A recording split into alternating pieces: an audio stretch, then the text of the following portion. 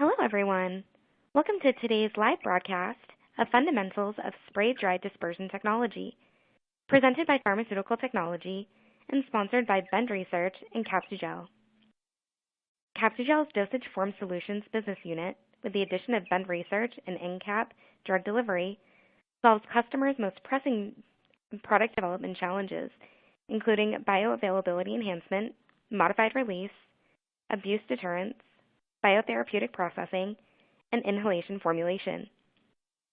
The company utilized an integrated product development approach, ensuring that its clients can rely on one partner from design to commercial scale production of innovative drug product intermediates and finished drug dosage forms. Capsugel Dosage Form Solutions accelerates and improves product development through an array of technologies, including lipids and liquids, spray-dried dispersions, hot melt extrusion, and through specialized manufacturing, including FDA, MHRA accredited finished dosage sites that can handle highly potent controlled substance, hormonal, and oncology compounds. High-quality science and engineering is core to its offering at each stage of the product development cycle and has enabled the successful advancement of hundreds of compounds. And we have a few important announcements before we begin. This webcast is designed to be interactive, and we encourage you to ask questions during the event. You can submit questions by typing them into the Q&A box, which can be found by clicking on the red Q&A console widget at the bottom of the presentation window. We'll try to answer as many questions as we can. You can enlarge the slide window by clicking on the small green icon in the upper right-hand corner of the slide window, or by hovering your mouse over the lower right-hand corner and dragging the window to the desired size. The slides will advance automatically during this event. If you have any technical problems with viewing or hearing this presentation, please click on the question mark help widget in the dock at the bottom of your presentation window. And now I would like to introduce Rita Peters, Editorial Director from Pharmaceutical Technology, and your moderator for today's event. Thank you. I'd like to welcome everyone to our webcast and introduce our esteemed panel of experts. Today, we're joined by Dr. Amber Broadbent, Director of Engineering, and Nathan Bennett, Senior Research Chemist, both with Bend Research, a division of Capsugel Dosage Form Solutions. Amber Broadbent is Director of Engineering at Bend Research. She leads interdisciplinary teams of scientists and engineers to develop and manufacture novel pharmaceutical formulations. Her primary areas of expertise include process development, scale-up, and de-risking of spray-dried dispersions and osmotic controlled release tablets. Amber's been with Bend Research since 2011. She graduated with a PhD in engineering with a chemical engineering focus from Montana State University. Nathan Bennett is a senior research chemist and technical lead at Bend Research. In collaboration with engineering and manufacturing teams, he leads a team of scientists to develop high-energy solid-state formulations and solid dosage forms for oral delivery. His primary areas of expertise and responsibility include the development, characterization, and scale-up of solid amorphous dispersions and nanocrystalline formulations for bioavailability enhancement. Nathan holds a master's degree in inorganic organometallic chemistry from the University of Washington and a Bachelor of Science degree in chemistry from the University of Oregon. Now, I'd like to turn it over to Amber to begin the presentation. Thank you, Rita. Over the next 45 minutes, we'll be presenting an overview of spray drying fundamentals, including considerations for formulation, performance stability, and manufacturing. We'll then have about 5 to 10 minutes for questions. And to get things started, I'd like to briefly present the overview of Capsugel's Dosage Form Solutions business unit. Dosage Form Solutions provides an integrated product development approach, ensuring that our clients can rely on one partner from formulation design through process development and on to commercial scale production of innovative drug product intermediates and finished dosage forms. In delivering an integrated product development approach, we live our values of innovation, quality, and customer service. From formulation and process development and on to commercial, high-quality science and engineering is core to our offering at each stage of product development. And then here we highlight some of our technology platforms, namely bioavailability enhancement and modified and targeted release. And on this next slide here, we highlight in more detail some of our technology offerings. And as you can see, for bioavailability enhancement, as we'll be talking about today, spray drying technology will be at the forefront. And additionally, we have technologies in hot melt extrusion, salt forms, lipids, and in the modified and targeted release category, multi-particulate approaches are an area where we have expertise, as well as matrix and osmotic tablet approaches. Additionally, intrinsically functional capsules are a big part of our offering, and then on to specialized applications, including inhalation formulations and abuse deterrent approaches, as well as taste masking and biotherapeutics.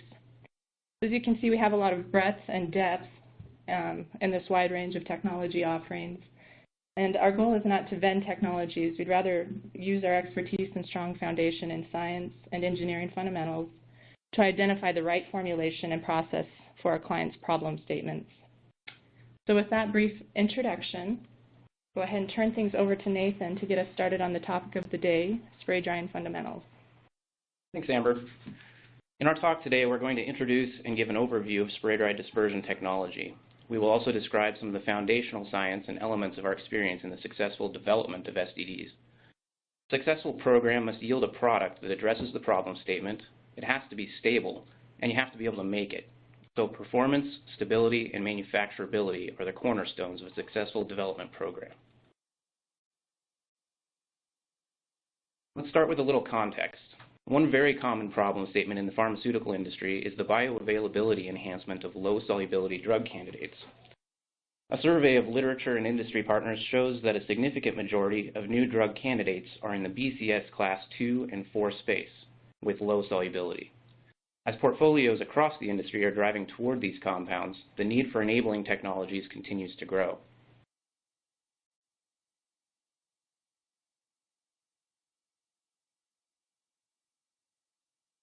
Many such technologies exist, and the selection of the right strategy is highly dependent on things like the physical chemical properties of the drug and the final product concept. In many cases, these compound properties and other considerations lead us to formulate the compound as a solid amorphous dispersion.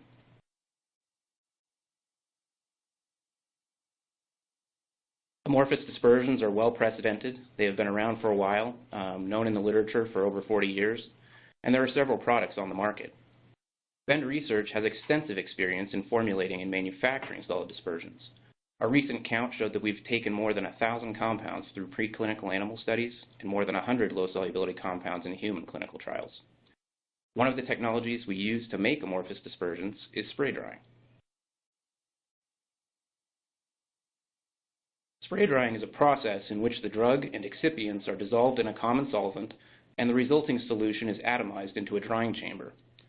Hot drying gas is introduced to the chamber, which evaporates the solvent, ultimately reducing the droplet to a dried solid particle. The amorphous powders improve bioavailability by maintaining supersaturated concentrations of drug in the intestine and driving absorption. Ideally, this powder is homogeneous, amorphous, and stable. Spray-dried dispersions are usually amenable to incorporation into a wide variety of final oral dosage forms.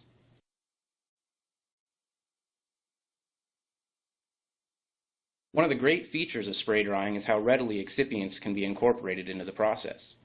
As long as the excipient is soluble in the spray solvent, we can formulate with it. Here we've shown a few of our favorite polymeric excipients.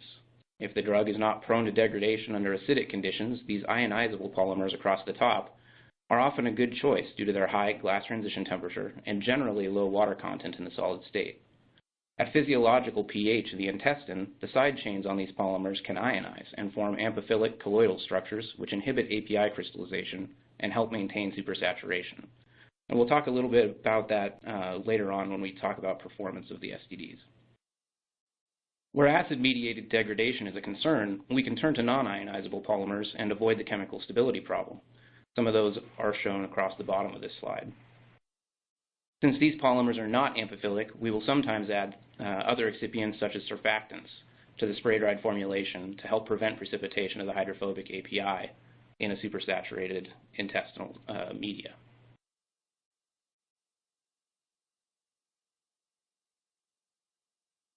Now, if we just mentioned, the API properties drive the formulation and choice of excipients.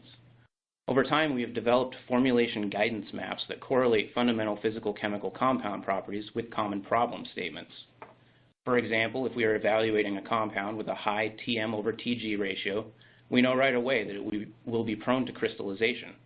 So the SDD needs to be formulated with a high Tg stabilizing polymer and at a low drug loading to prevent nucleation of API crystals.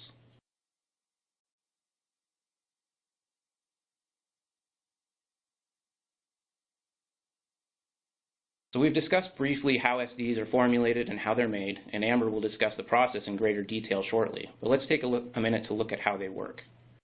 A good set of in vitro tests can provide data to develop a mechanistic understanding of how the SDD dissolves and enhances bioavailability. This mechanistic understanding allows us to effectively use predictive in silico PK biomodeling and can help in the design of solid dosage forms.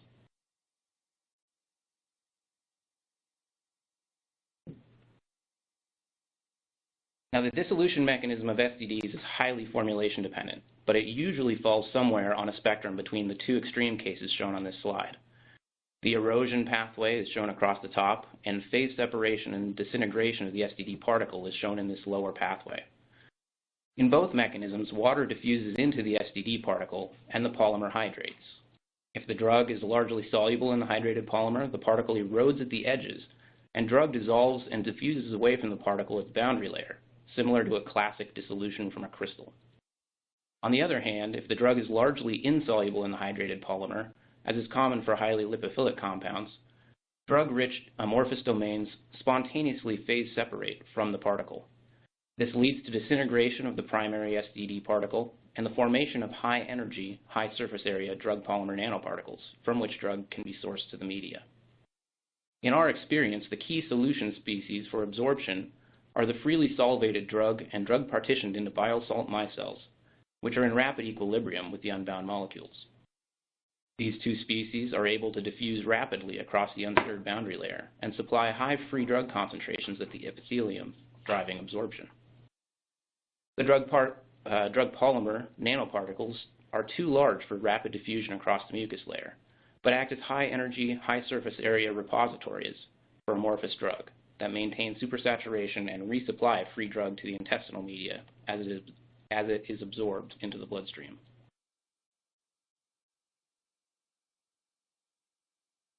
There are many ways to measure dissolution in vitro, but the key is to correctly identify the dissolved solution species and gain an understanding of the dissolution mechanism of the SDD. In our formulation screening tests, we commonly use centrifugation to separate out bulk solids from the supernatant, which leaves free drug, drug bound into micelles, and nanoparticles. We can further break it down and get relative concentrations of drug in nanoparticles compared with freely dissolved drug and drug in micelles by using centrifugation and other techniques to probe the size and concentration of dissolved or neutrally buoyant drug-related species. Some of these techniques include light scattering to evaluate the size of suspended nanoparticles, UV-Vis, either by HPLC or real-time probes, and NMR for measuring dissolved drug concentration.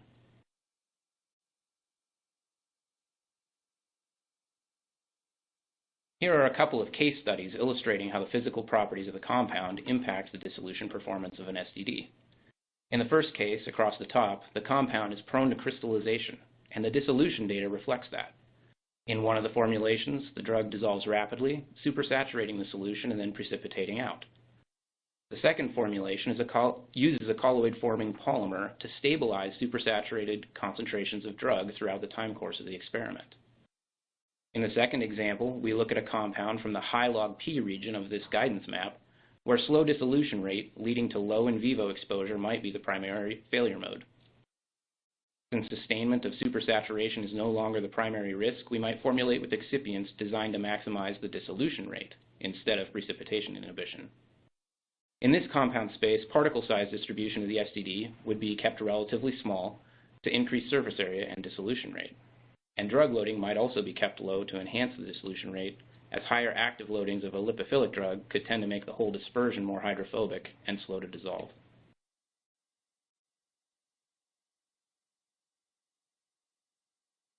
SDDs are pretty versatile for use in a wide variety of final dosage forms.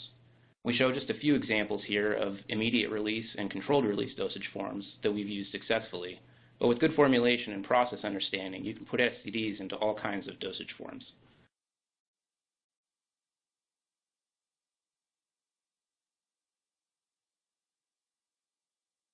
For the in vitro testing of dosage forms, we generally use typical USP2 type dissolution equipment, and for an IR tablet, we'll often try to use biorelevant media at a non-sync dose. This is to ensure that the tablet disintegrates quickly down to the primary SDD particles, which can source those important free and micellar drug species, which drive absorption in vivo.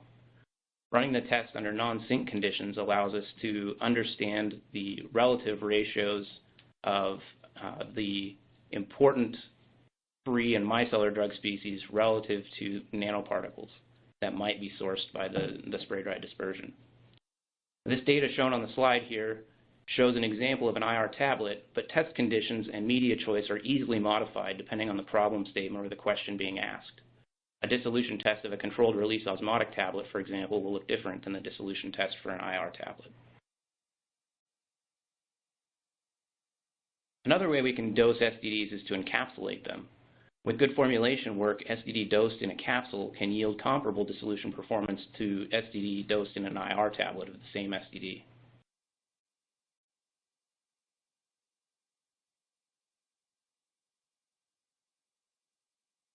And here's some data that illustrates that.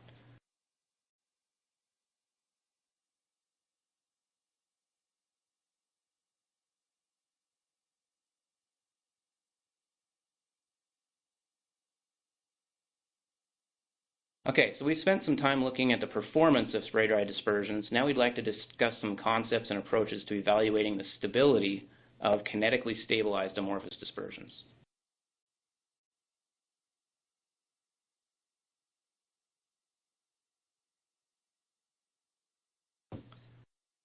Sometimes we can formulate an amorphous dispersion that is thermodynamically stable. This is ideal for situations where the drug loading is able to be low in the final product and/or the processing method results in slow quenching rates. In the second and third examples here on this slide, though, we're looking at kinetically stabilized metastable dispersions. These materials start out homogeneous, but over time, thermodynamically, they will phase separate into either amorphous or crystalline drug domains, which represents a risk to the performance of the product. The key to forming homogeneous metastable dispersions is to use a process like spray drying that very rapidly quenches the system. Then the key to long-term stability is to keep the mobility of that system low by maintaining a high glass transition temperature and storing it under conditions enough below that glass transition temperature to keep the mobility down.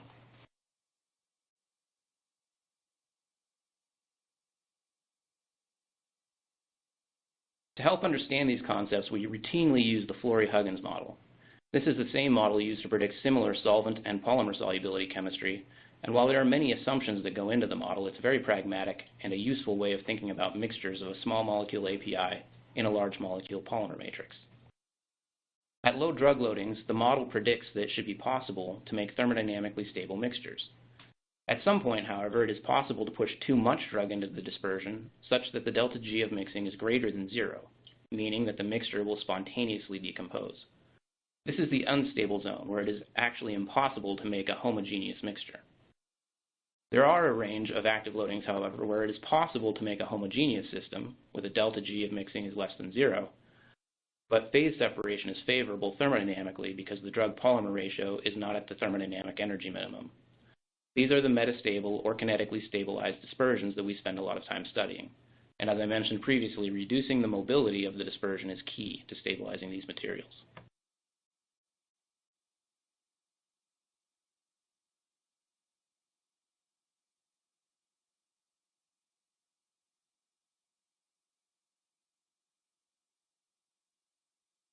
Kinetic stabilization of an SDD in the metastable region of the phase diagram requires fast quenching rates. Spray drying is well suited to this application due to the extremely fast drying kinetics. Droplets go from a single-phase liquid droplet to a dried particle in fractions of a second. Keeping mobility of the drug low even in the drying process from the nozzle to the final product is key to keep making homogeneous drug polymer particles. For example, if the drug precipitates in the droplet before the polymer solidifies, it is easy to imagine heterogeneous drug-rich domains scattered throughout the final particle. On the other hand, if the polymer starts to gel or solidify before the API precipitates, drug mobility can be significantly reduced by the time the API supersaturates.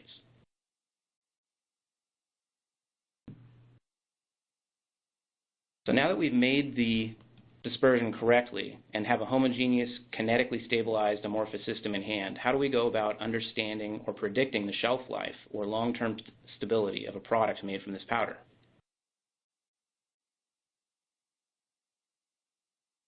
We like to take a phased approach where in early stage programs we can quickly perform a few simple experiments and rapidly predict the stability of an SDD. In later phase projects where a deeper understanding of the stability is required, we'll perform a bit more robust physical stability mapping exercises to generate more accurate predictions. And of course, ultimately, you have to do stability in real time to support late phase clinical studies and commercial filing. And we do that with real-time ICH stability studies.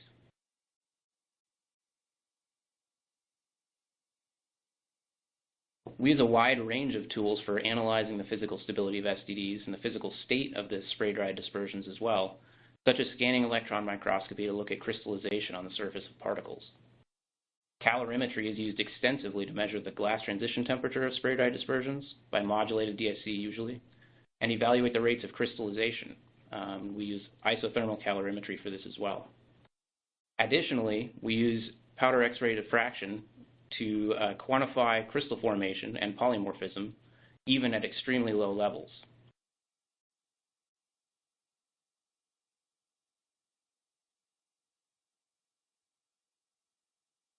As we've already mentioned, physical stability of metastable amorphous dispersions is all about mobility.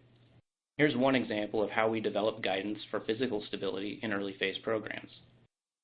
In this experiment, we equilibrate SDD samples to a range of relative humidity conditions. The powders absorb water, and this plasticizes the dispersion and increases the mobility. For samples where the glass transition temperature is greater than 20 degrees above the storage condition, the dispersion is predicted to be stable.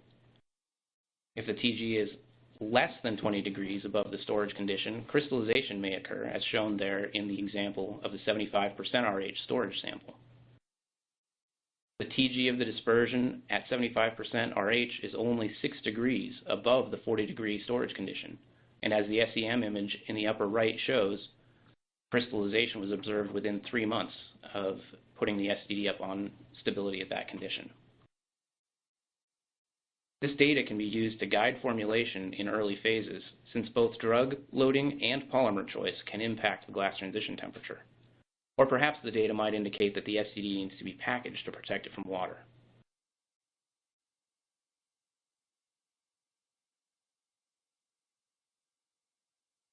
This plot shows the results of a survey of compounds we've worked on that further illustrate the mobility of SDD as key to stability. On the left-hand side of the chart, there are over 100 examples of kinetically stabilized dispersions which were completely stable for long periods of time on stability under low mobility conditions. As you look from the left to the right on the plot, the mobility condition increases and the number of stable SDDs decreases. So to reiterate, to stabilize metastable amorphous dispersions, we would recommend storing the material at least 20 to 30 degrees below the glass transition temperature of the material at that storage condition.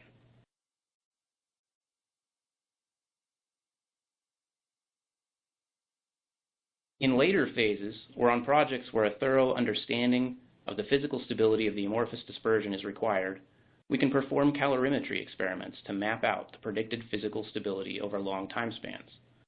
By holding a sample in a high mobility environment where the temperature is greater than the TG, we can purposefully induce crystallization in the sample and measure the resulting heat flow in a thermal activity monitor. Once the entire sample has crystallized, we can integrate the heat of crystallization versus time signal and determine how long it takes for the sample to crystallize to some predefined limit. In this example, we chose to look at how long it takes for 5% of the drug to crystallize. By performing this experiment at several different temperature and humidity conditions, you can start to look at the rate of crystallization as a function of the mobility of the dispersion.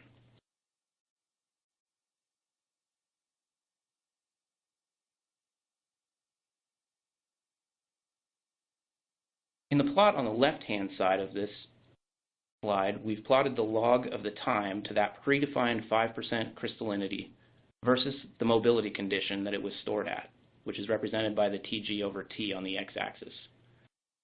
Note that on the left-hand side of that axis, it represents higher mobility conditions, and on the right-hand side of that axis, it represents low mobility conditions. We can use several models to fit this data and generate predictions for long-term stability, but for the purposes of our discussion today, we will use an Arrhenius model, which allows a linear fit through the data. This model tends to over-predict the stability of dispersions such that it's a conservative estimate. What we can do is extrapolate from the measured crystallization rate data out to timescales relevant to product shelf life, in this case 6 months or 2 years, and determine the mobility factor, or Tg over T, where we'd expect to see 5% crystallization in our sample. Then we can take the Tg versus Rh data on the right-hand side of this slide and apply that Tg over T correction relevant to the 6-month or 2-year time frame, and get an idea of how those conditions compare with common ICH stability conditions. Now, in our experience, dosage form stability is largely the same as SDD powder on the order of 95% of the time. One-off cases around specific API or excipient interactions have been observed where the stability of the dosage form was different from SDD, but they're really not the norm. They're unusual. Now, in closing, I'd like to reiterate again that all of this discussion comes down to understanding the mobility of the SDD. If you reduce the mobility, you will increase your stability. At this point, I'll hand it back over to Amber for a discussion of SDD process engineering. Thank you, Nathan. And for the third portion of our talk, we'll be focusing on the actual spray drying process, focusing on equipment and process train, talking about the key process parameters, and also highlighting tools and models used for scale up. On this slide, we show the spray drying process train. So spray drying starts with solution preparation, during which the active pharmaceutical ingredient and excipients are dissolved typically in an organic solvent, and from there that solution is fed to the spray chamber and atomized concurrently with an inert drying gas, typically nitrogen. In the spray chamber then, the droplets dry, and at the bottom of the spraying chamber, the particles are fed to a cyclone in which cyclonic action separates the particles from the drying gas. From the cyclone then, the product is collected, and they're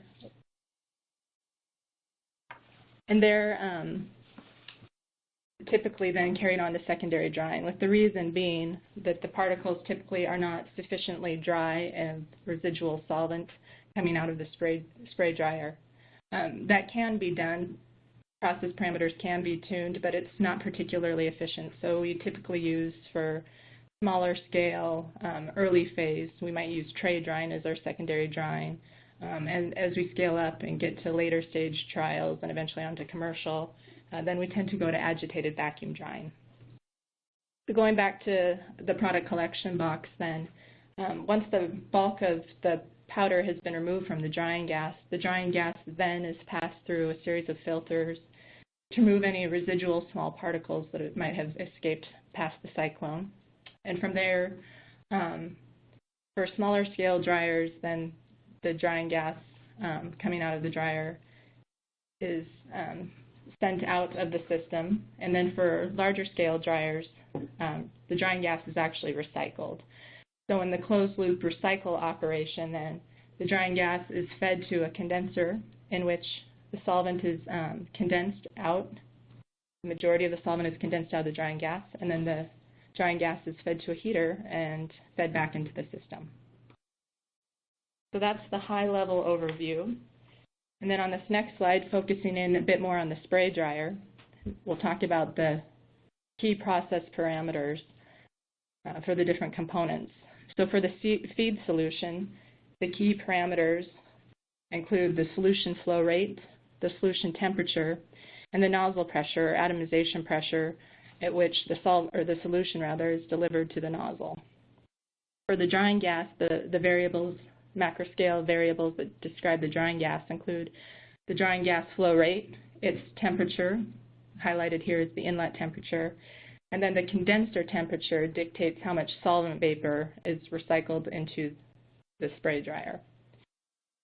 And from there, at the outlet of the dryer, then we measure an outlet temperature that describes the temperature of the gas and SDD coming out of the spray drying chamber, as well as the relative saturation. And from there, we focus on the key control volume, which is where the droplets are atomized and then begin interacting with the drying gas to evaporate solvent and create our final spray dried dispersion particles. If we review that physical situation, you can see that drying happens very quickly, on the order of milliseconds. It is what it takes to get from the initial solution droplet to the final dried SDD particle. And on the bottom right-hand corner of the slide, we point out some computational fluid dynamic modeling outputs in which we've mapped temperature contours of the spray dryer. And as you can see, the spray chamber is, for the most part, at very mild temperatures, corresponding to the outlet temperature of the dryer. And it's only for a very short period of time that the particle is passing through a volume that is at higher temperatures. So the key thing to emphasize there is that due to evaporative cooling and also very fast drying and short residence times, the temperature exposure of spray drying is quite mild.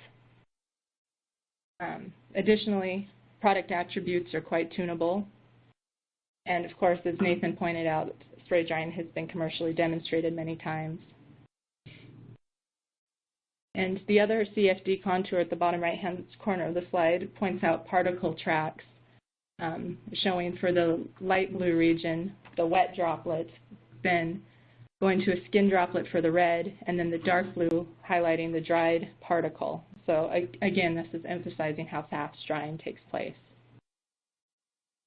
Now on the next slide here, we're transitioning to talking about spray drying development methodologies that we employ here.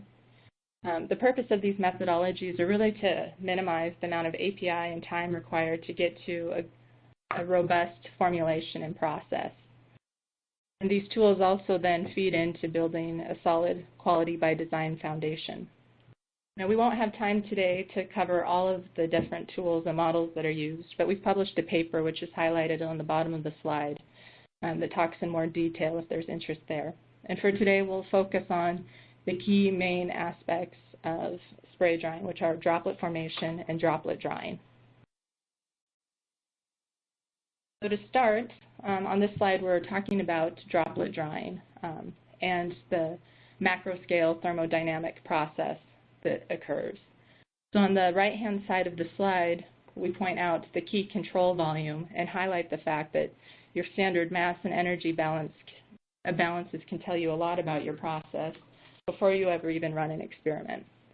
So it can be calculated how much energy for a given throughput of solution and solids content of that solution, how much energy is required to evaporate the solvent, and correspondingly how much energy needs to be required by the drying gas to achieve that drying.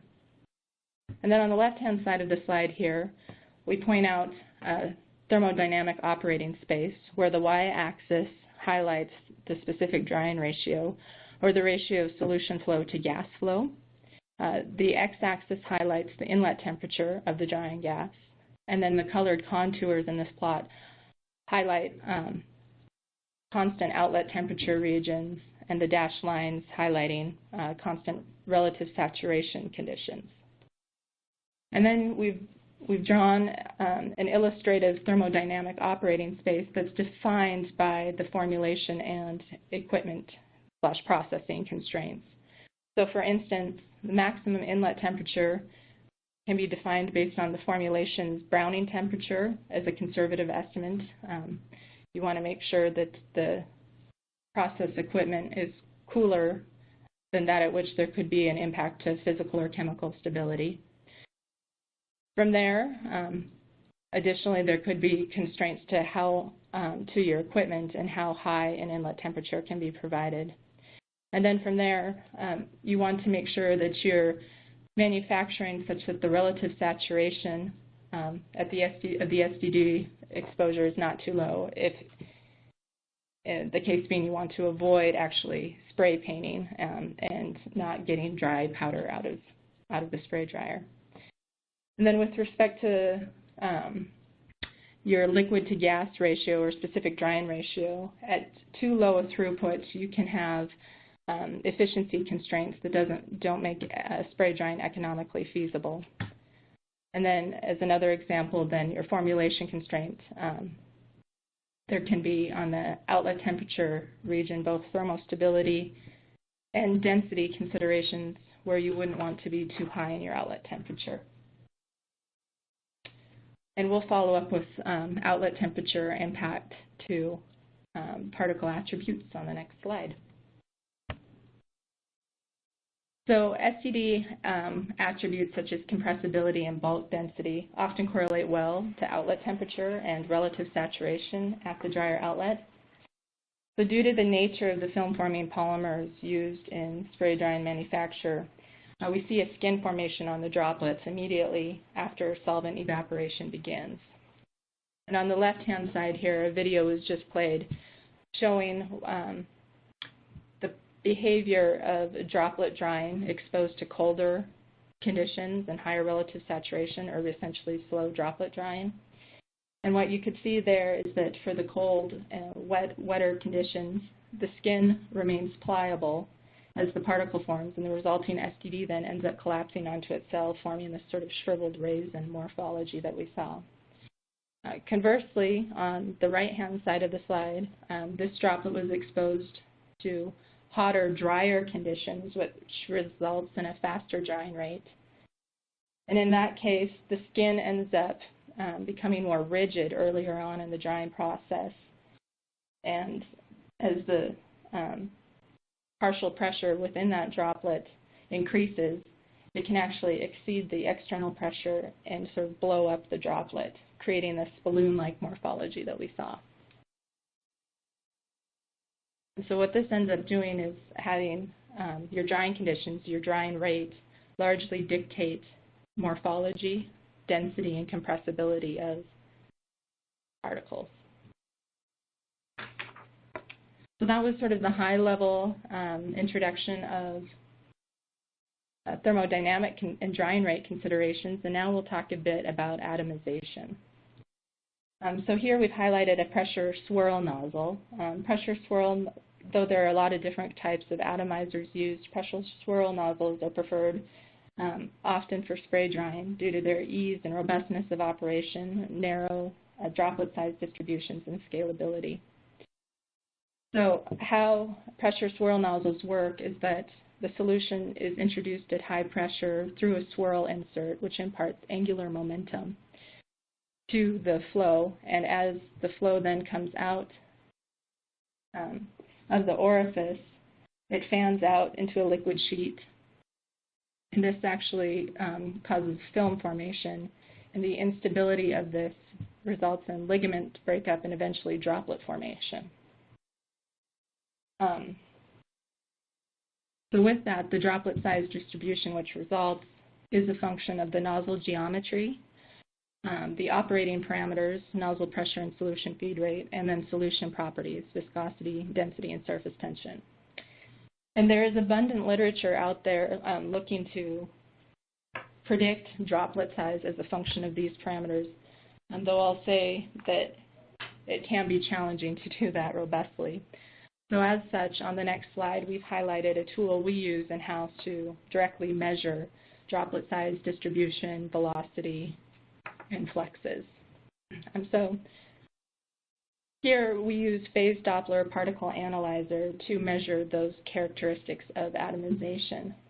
And the main drivers for this is that we can quickly, for a given solution of flow rate at small scale, characterize a variety of droplet size and their resulting particle sizes. And then from there we can identify what particle size is required for manufacturability, performance, and stability.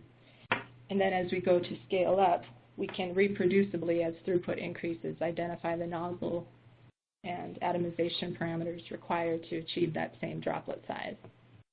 So that's a key thing to point out, is that matching droplet size across scale-up is important. So from here, I'll go ahead and quickly present sort of the summary of spray drying process parameters. So on the top row here, we point out the thermodynamic and atomization parameters that feed into determining our final product.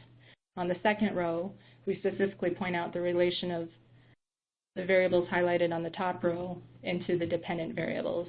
So solution and gas flow and temperatures dictate what your outlet temperature and outlet relative saturation are, and correspondingly, the nozzle geometry and pressure and solution properties dictate the droplet size.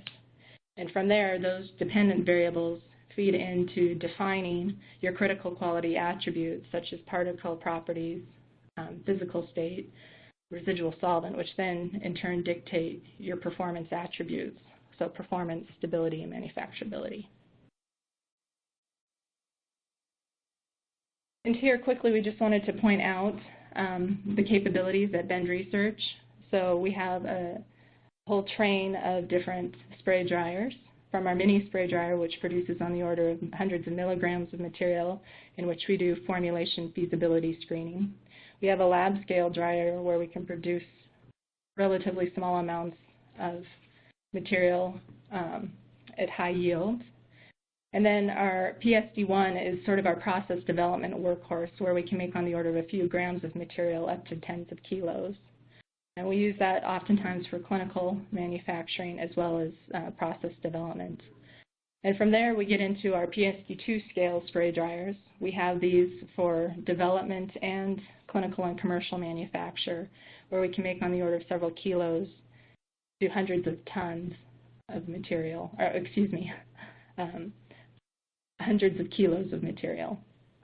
So at the bottom of this slide is highlighted some key scale-up considerations.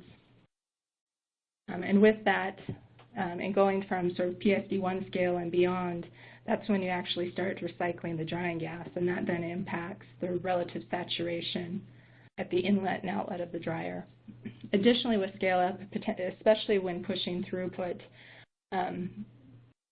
the mass or volume flux of droplets through the orifice changes much more dramatically than the orifice size, and the result is denser spray plumes, which in turn, these spray plumes with scale-up, with them becoming denser, can impact the droplet and drying gas mixing and interactions, which effectively can reduce the drying rate. So this can definitely be compensated by increasing temperature and sometimes residence time, but it is something to be aware of. And then, as I mentioned before, matching droplet size with scale-up is key to matching your particle size and performance.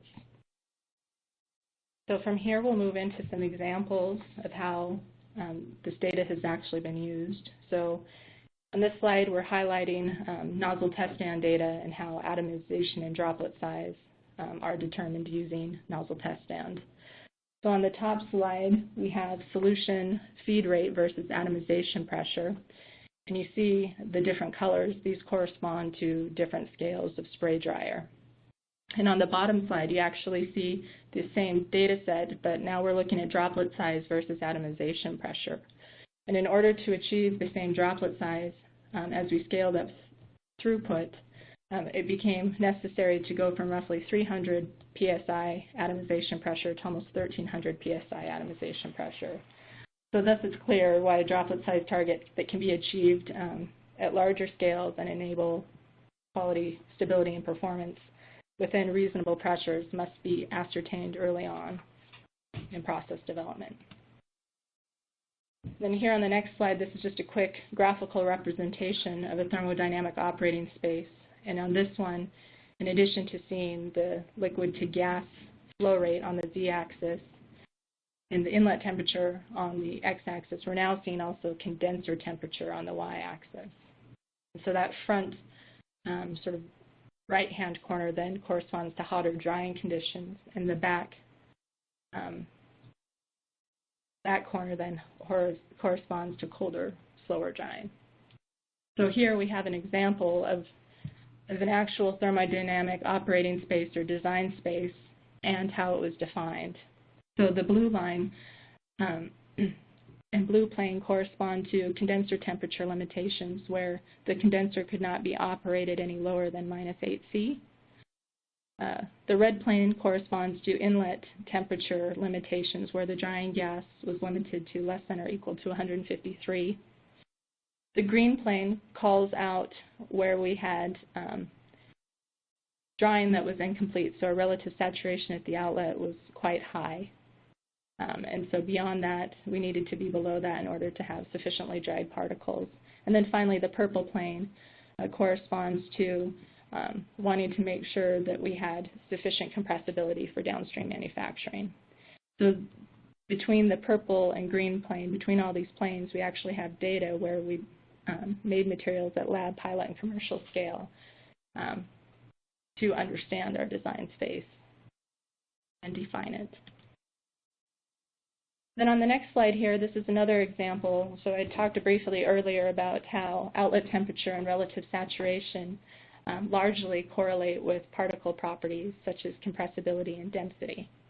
And so here we've actually developed a lumped parameter that incorporates key process variables like inlet and outlet temperature, gas and solution flow rate, condenser temperature and pressure, and then actual concentration of solvent going through. And use this to understand how we can tune those process parameters to get the bulk density and compressibility we want every time. And so what we'll see on the next slide then are some, from mercury porosimetry data, we'll see high pressure intrusion volume, which correlates with compressibility related to our process parameters. So as I said, on this slide, this is an example of how SDD compressibility, which correlates well for this particular formulation with the high pressure intrusion volume from mercury porosimetry,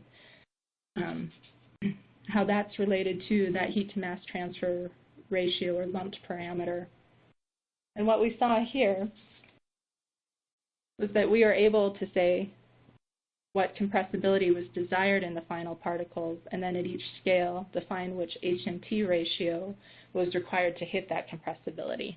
And of course, you notice that not all of these lines fall together, and this was a very high throughput process, as you can see, going from roughly 25 kilograms of solution to hour to roughly 500 kilos of solution per hour. And so we had very dense spray plumes, and we did see the impact of scale, which required us to operate at higher HMT ratios or higher temperatures to achieve that same compressibility. Apologies for not covering scale factors. We do have ways of collapsing this to a single line, but given the limited time today, we won't go into that in detail. So in summary, today we've shown and talked about different models and tools that can feed in to be the foundation of the spray drying quality by design filing package. And so this slide just highlights how the spray drying process space can be defined largely by thermodynamic and atomization models and guided by experimental work. From there, SDD particles can be defined by process parameters, so models can be used to understand what process parameters result in the desired particle properties. And then from there, thinking about downstream manufacturability, understanding what particle properties are required to get the desired flow and compression performance. And then all of these models link to SDD attributes for performance and stability, like the biomodeling, speciation, and physical stability mapping work that Nathan had pointed out.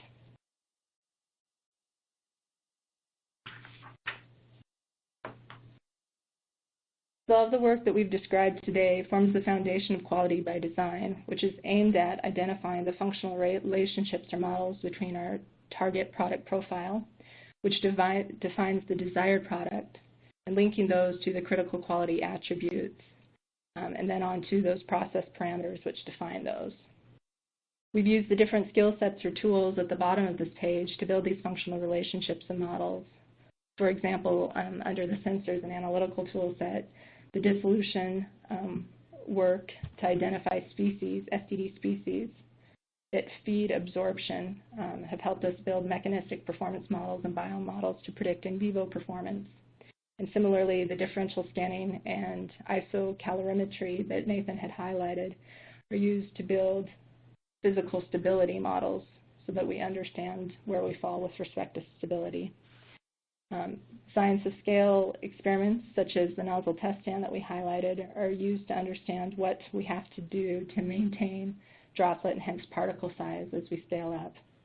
Though we didn't discuss risk assessments today, these are a critical tool to identifying parameter criticality as it relates to spray drying critical quality attributes, and we use them throughout the development process. And the experimental work we highlighted and modeling tools we described can be used to build process models that identify a spray drying design space. And so with that, we thank you very much for your time and for being with us today, and we're happy to take questions. Yes, thank you very much, Amber and Nathan, and we'll now open up to questions from the audience. You can submit your questions by typing them in the Q&A box, which can be found by clicking on the red Q&A widget at the bottom of the presentation window. So we'll get to as many as we can. So here's the first one. Can we quantify crystals by XRPDS? Yes, you can. We do this routinely, actually.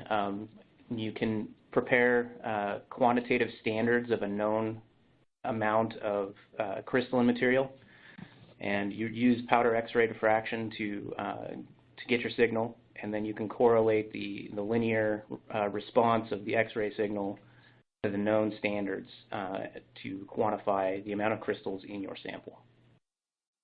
All right, thank you. This question references slide 30.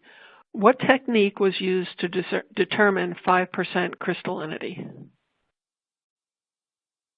On slide 30, we were talking about isothermal calorimetry. And so what we did is to take a sample and put it in a highly sensitive calorimeter, which is called a thermal activity monitor, or TAM. And we put it in a high mobility environment and forced it to crystallize. Once we had the 100% of the sample crystallized, we were able to go back and integrate the signal and determine the time at which 5% of that material had crystallized. Okay, thank you. Next question. Is secondary drying necessary after spray drying? Yeah, I'm happy to answer that. So typically, secondary drying is necessary if there are drivers for wanting to avoid it. For instance, for inhalable formulations, those particles are so small that putting them in secondary drying isn't amenable to having good yields. We can process those at lower throughput. Because inhalable formulations typically are smaller doses, that can make sense from a cost of goods standpoint. For more oral dosage forms where the doses tend to be higher, it doesn't always make sense, or it usually doesn't make sense to, from an efficiency standpoint, to get the SDDs fully dry in the spray dryer, and hence that's why secondary drying is often employed. Okay, thank you. Can you also use suspension for spraying instead of solution? Yes, for some formulations we do use suspensions, and that is certainly feasible. Although it's important to note that those systems are not going to be homogeneous. If you spray dry a suspension, it's already a two-phase system, and it will remain a two-phase system in the final product. Though it may be two-phase too, I guess the one thing to add is that we have done a fair amount of work about keeping the distribution of suspended particles homogeneous during spray drying so that the final product is uniform. Okay, thank you. Here's another question.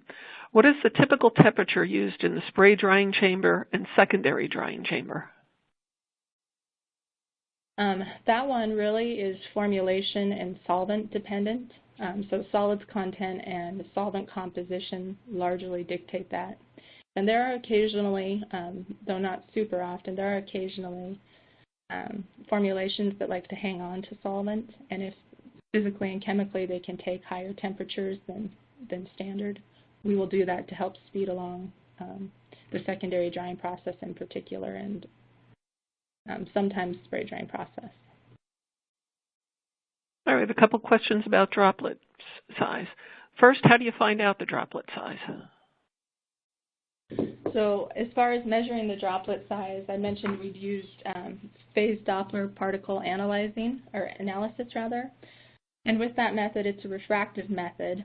And so essentially we have lasers that are intersecting, which create a fringe pattern. And when the droplets pass through that fringe pattern, the frequency shift of the droplets passing through the fringe pattern rather determines the velocity of the droplets. And similarly, the spatial frequency of the fringe pattern as it's impacted by droplets passing through it then determines the droplet size. So we use that technique then and the analysis of the fringe pattern to measure droplet size. Thank you. So how do you control the droplet size, do you control the droplet size as a routine IPC and adopt it during manufacturing? So typically what we aim to do as far as control strategy there is determine the solution characteristics, solution feed rate, and nozzle pressure at each scale that create the uniform droplet size distribution. And from there, we make sure that we match nozzle geometry, solution pressure, and feed rate to achieve our target droplet size. Hope that makes sense. So we control the variables that determine droplet size that can be routinely measured while processing versus measuring droplet size in situ, for instance, on a commercial dryer. All right, thank you. You mentioned HMT in slide 45. Can you explain what that stands for? Yeah, apologies for not explaining that clearly. So the HMT ratio stands for heat to mass transfer ratio, and correspondingly that is a lumped parameter that describes the heat transfer rate versus the mass transfer rate. So heat transfer into the droplet, mass transfer solvent out of the droplet. And this is a lumped parameter that incorporates the key process parameters from the spray dryer, which is correlated quite well with powder properties. Okay, we have time for about one more question. Can you make sub 10 micron or preferably sub 5 micron particles in the lab and large scales? And what's the common scale, the common size in the industry scale? I'd say for oral dosage forms, common particle size is on the order of 30 to 60 microns for a mean particle diameter. For our inhaled formulations, we do make sub-micron, 5 micron size particles, and so that is feasible, though for high dose formulations, there can be different considerations there if a small particle is required. All right, well, thank you for answering those questions. Unfortunately, we're out of time, but any remaining questions will be answered after the webcast. I'd like to thank the audience for their interesting questions and participation in today's event. And I'd like to extend my thanks to our sponsor, Bend Research, for making today's webcast possible. Please note that this webcast will be available for on-demand viewing through March of 2016. You'll receive an email from Pharmaceutical Technology alerting you when the webcast will be available for replay. Please invite your colleagues who may have missed this live event to view the on-demand version by forwarding them the email announcement. Once again, thank you for joining us and have a nice day.